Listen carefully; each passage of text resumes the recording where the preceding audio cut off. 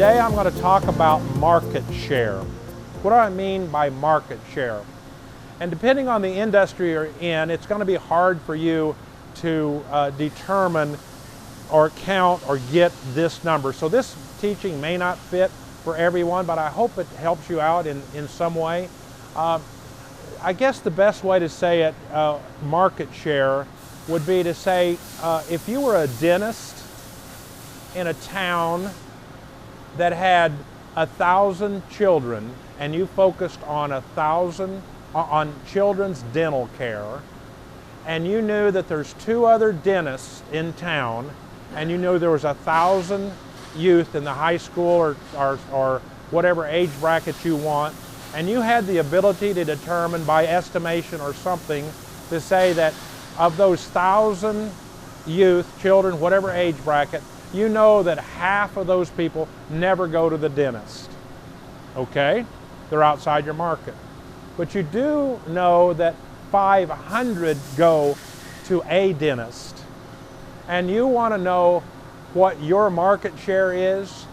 Well, if you've got 100 of those kids signed up with you, coming on a regular checkup, then guess what? You've got 20% of the market in that market, and that's your share of the market.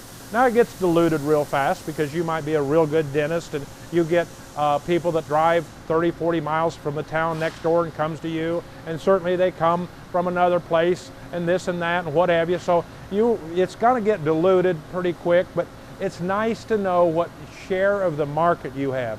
It's especially nice to know when you're working in and trying to maintain and keep market share. And so if you had a product to sell, I have something in mind that's involved with a close relative of mine, and they believe they have 70% of the market on a particular high volume item that happens to go to people in the medical field.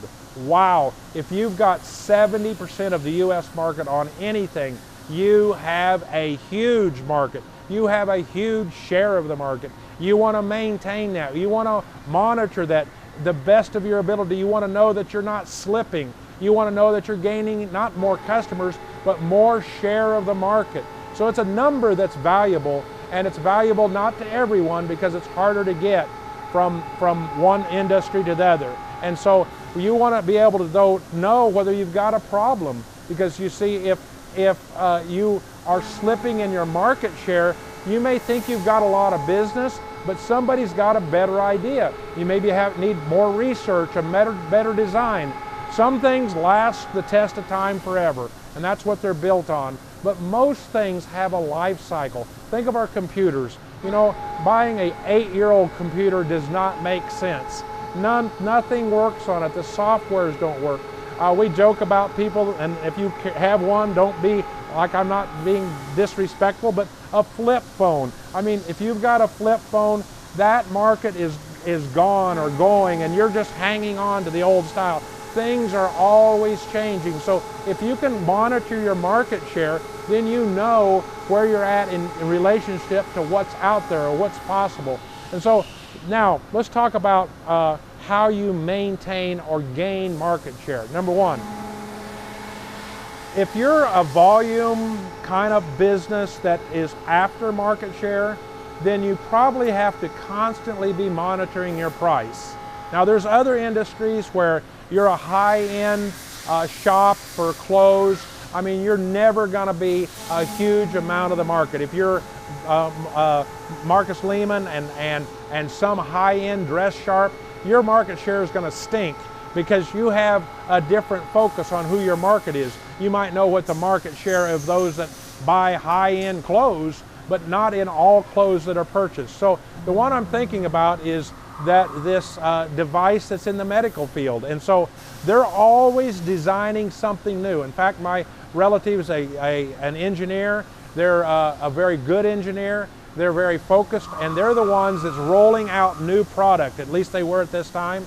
And so they're always coming out with a new product. They want to maintain the market share, so they're going to come out with a new product, a new design, a new improvisation, a way of doing, a faster way, a cheaper way.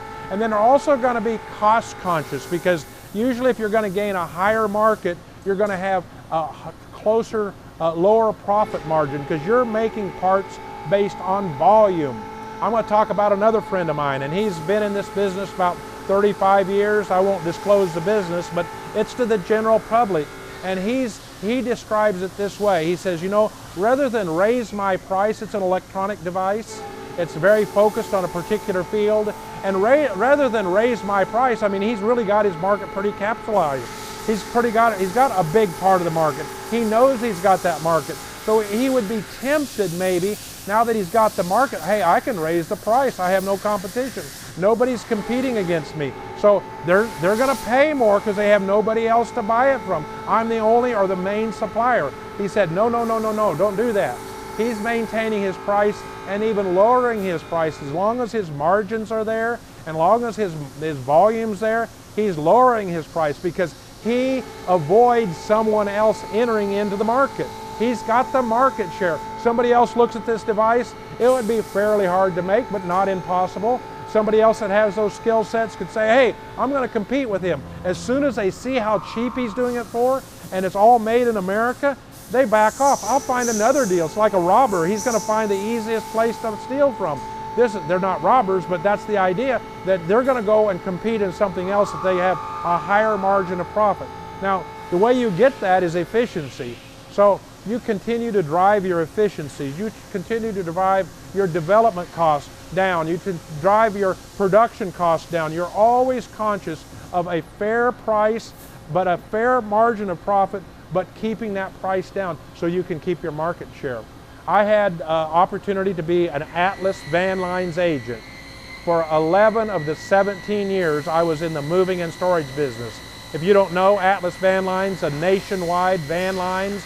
They have trucks that are all painted the same. They have a format that's all the same. We work with other people in other cities because we work together, because we might move a household of goods from our place to Dallas, and somebody from Dallas moves from there to Tulsa. So we have a way of sharing responsibilities and revenues, and so, but it happens to be a real easy one because by federal law, we have our home office reports the tonnage.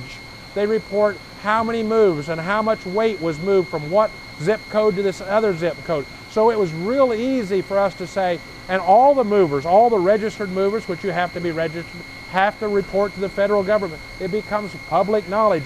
No one move is identified, it's just the sum of all the moves. And so we knew that we were right at 17% of our market of interstate move leaving our market area to another city. That put us at an advantage because the goal was only to be at 15%. And we were ahead of the norm. We were ahead of the national average. We knew that we're doing things right. We didn't want other agencies to come in, even with our own brand, and compete against us. Now, something happened that happened anyway, but basically we knew our market share. So if you have a market, it's worth thinking about.